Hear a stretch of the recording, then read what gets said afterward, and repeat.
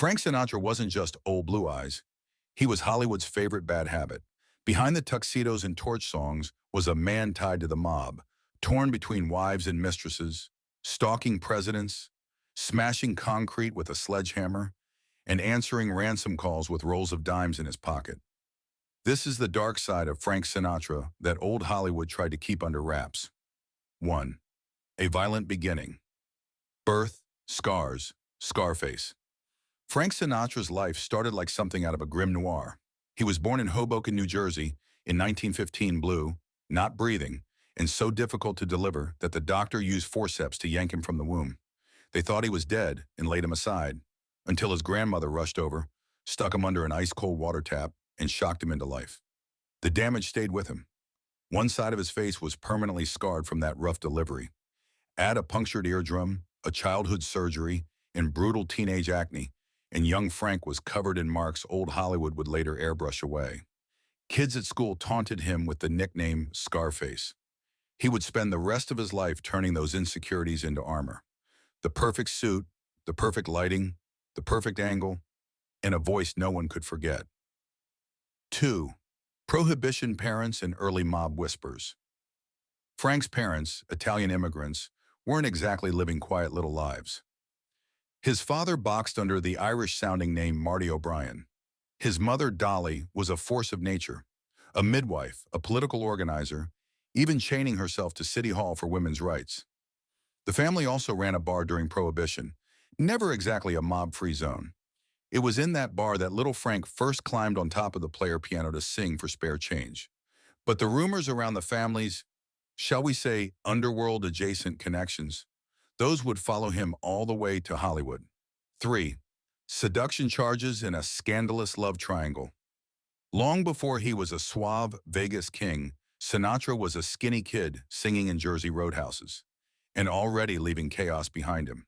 Working at a roadhouse in Englewood Cliffs, he started seeing a young woman named Tony Della Penta, while secretly cheating on her with another girl, Nancy Barbato. When Tony suffered a miscarriage, the situation exploded.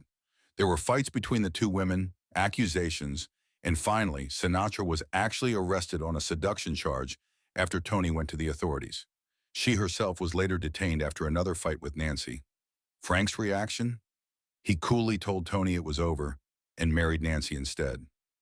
Romantic crooner image, already cracked. 4. Fame, screaming girls, and the contract he had to escape. By the late 1930s, Sinatra was singing with big band leader Tommy Dorsey, and the effect on audiences was hysteria. Women screamed, sobbed, clawed at him.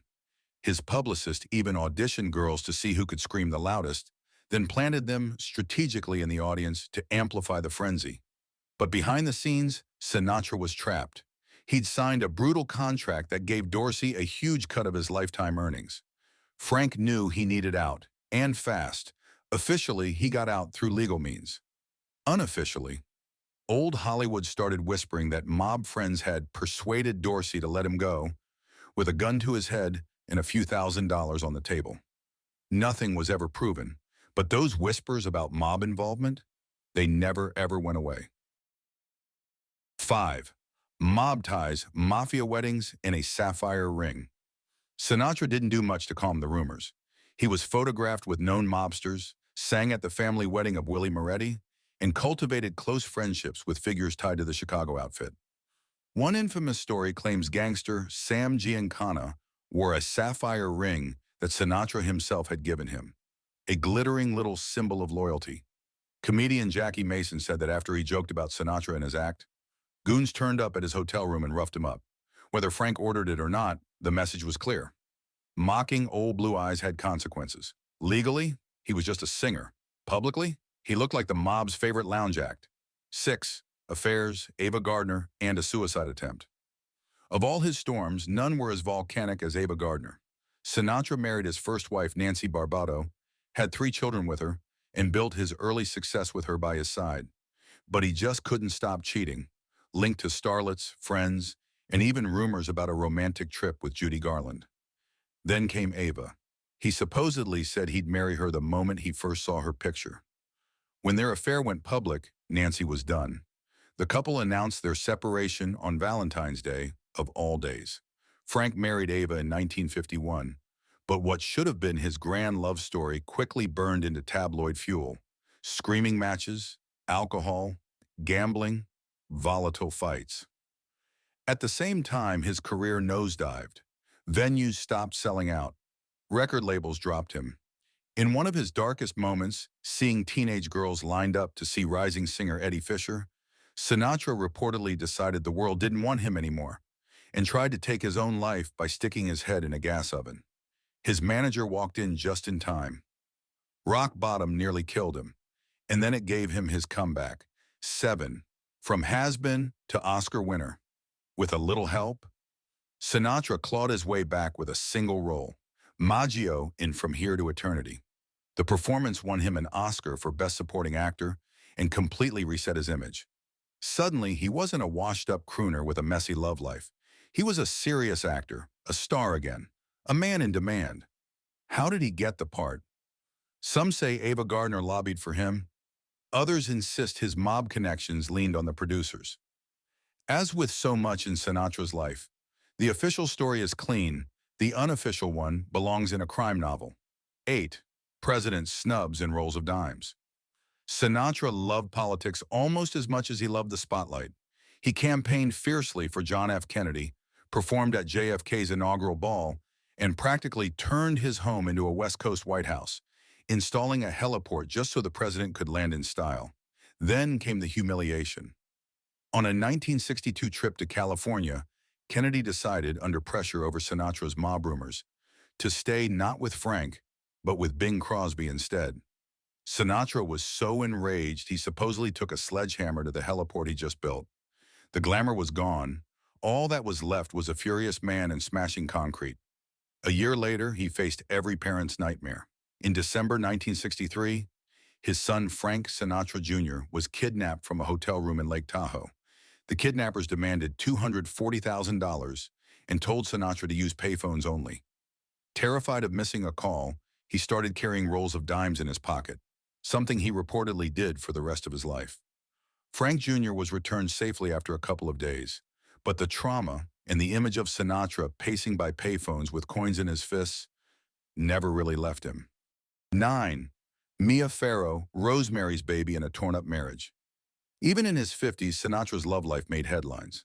He married Mia Farrow when he was about 50 and she was just 21. He expected her to give up acting and step into his world on his terms. For a while, she did. Then she was offered the lead in Rosemary's Baby. The filming schedule dragged on. Sinatra grew furious that she stayed on set instead of dropping everything for his passion project, the film The Detective. His response? He had her role recast and served her divorce papers on set. Hollywood drama, delivered with legal stationery. Years later, another rumor would swirl around Mia and Sinatra that her son Ronan Farrow might secretly be Sinatra's biological child, rather than Woody Allen's. Mia has teased the idea. Ronan has joked about it. Sinatra's daughter has denied it. And the mystery remains. One last blue-eyed rumor attached to his name. 10. Tragedy, Rat Pack fallout, and the final years. Sinatra never escaped loss. His mother Dolly died in a plane crash in 1977 on her way to see him perform in Las Vegas. A decade later, his Rat Pack partner, Dean Martin's son Dino, died in a separate plane crash on the same California mountain. Sinatra was devastated after his mother's death, and Dean losing his son was another terribly tragic moment. Sinatra tried to keep performing after losing his mother, but eventually walked away from his shows, unable to push through the grief. There was one last attempt to reunite the Rat Pack in the late 1980s. It turned into a disaster, Sinatra refusing to speak to Sammy Davis Jr. over substance use, Sammy complaining about money, Dean drinking heavily, throwing a lit cigarette into the crowd, and quitting the tour after just a few shows.